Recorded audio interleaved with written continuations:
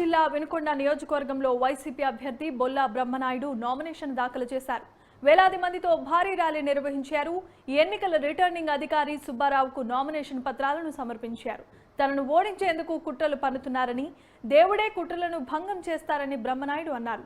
ప్రజల ఆశీస్సులతో రెండవసారి ఎమ్మెల్యేగా గెలుస్తానని ధీమా వ్యక్తం చేశారు.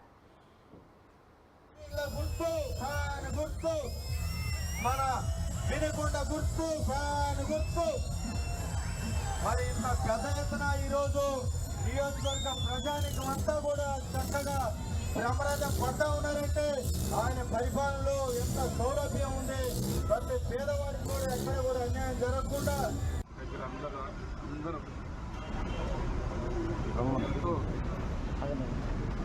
మన వినుకొండ బాగుండాలి, వినుకొండ అభివృద్ధి జరగాలి, వినుకొండ అభివృద్ధి జరుగుతుంటే చూసి ఆనందించాలి అని గొప్పగా అనుకునేవారు.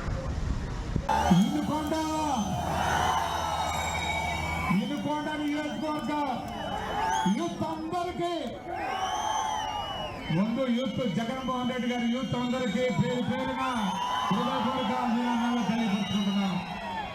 మీ ప్రేమ, మీ అభిమానం మన వినుకొండ నియోజకవర్గ అభివృద్ధి ప్రదాత వారు చేసినటువంటి కార్యక్రమాలు మరి ఈరోజు ప్రజల్లో ఏ విధంగా చూస్తా ఉన్నాం. వినుకొండ ప్రజలారా, మీరు ఒక్క మాటను మీరు నమ్మితే చాలు. ఎందుకంటే వినుకొండ చెరువు ఇంకా 2 నెలలకి నీళ్ళు వస్తాయి అనుకున్న చెరువుని 15 రోజుల్లో నీళ్లు కనపడకుండా పోయింది. అంటే దానికి ఒక యంత్రాంగం పనిచేసింది. దానికి ఒక కుటిల రాజకీయాలు చేసినటువంటి పరిస్థితి. ఆ వాళ్ళు ఓరైటానికి వాళ్ళు వదిలిపెట్టి నీళ్లు వేస్తుగా పోయేదానికి డ్రైన్ చేయటం అనేది మార్గమైన ఆలోచన చేశారు ఇవాళ ఇప్పుడున్న ప్రతిపక్షం. ఎందుకంటే చెరువులో నీళ్ళు అయిపోతే బ్రహ్మనాయుడికి ఓట్లేయరు. నీళ్ళు ఇచ్చాడు కదా, ఆ నీళ్లు లేకుండా చేయాలని ప్రయత్నం చేశారు.